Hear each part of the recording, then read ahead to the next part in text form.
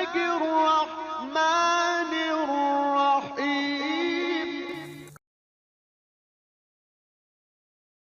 د موږ د نن ورځې د درس موضوع مانولي فعالیت غواړو چې د هغو دپاره ټول مشخصات معرفي کړو. راځو په یوه فعالیت باندې رایټ کلیک کړو او ورته ویایي چې اډ څو شوه لاس شل.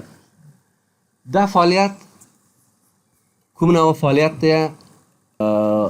اکټیویټي ټایپ.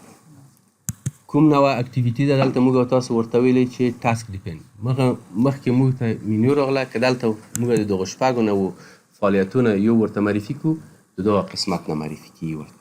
دلته ورته وایي چې ټاسک ډیپینډ. صحیح شوله؟ د هغو ځای نه راځو فعالیت آیډي هم صحیح ده، موږ د فعالیت څخه کار نه لرو. فعالیت دلته په دغه نیو اکټیویټي په دو ځای کې د فعالیت نوع ورته لیکي چې کوم نوع فعالیت اکسکیویشن دی، سټرنګینګ دی، انسټالینګ دی، هر شی چې دی فعالیت ورسره لیکي. په دغه قسمت کې راځو په ډیوریشن ټایپ کې. ډیوریشن نوع ورته انتخابوو چې کومه نوع ډیوریشن ده اخیسته شي. د هغو ځای نه وروسته ورته راځو کمپلیټ ټایپونه هم ورته معرفي کوو چې مثلا ده په ډیوریشن باندې تکمیل شي، په یونټ باندې شي، که په فیزیکل باندې شي، چې دا په راتلونکي درسو کې مختصرا بیا تاسو ته تشریح کیږي. د هغو ځای نه وروسته کولی شو لکه مخکې چې هلته موږ چې دلته راشو ورته وښیو چې دا په کوم ډبلیو بي ایس باندې باید مربوط شي.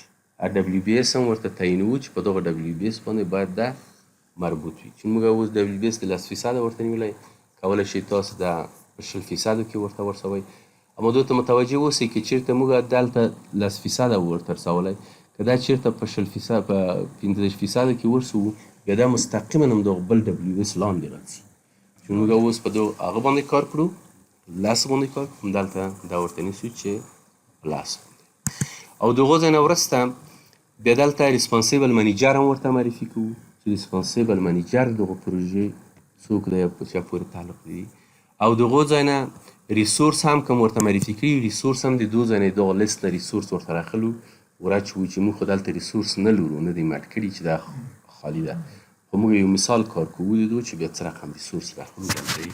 که دا ریسورس د دو ځای نه ورته راخلو لکه عین د مخني پروسې چې وي همداسې د مثبت په علامه باندې کلیک کړو او دا لپاره ریسورس معرفي کېږي.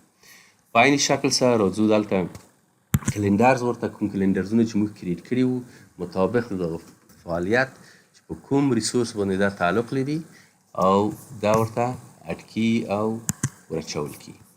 دا و د موږ مانولي د اکټیویټي اډ کول.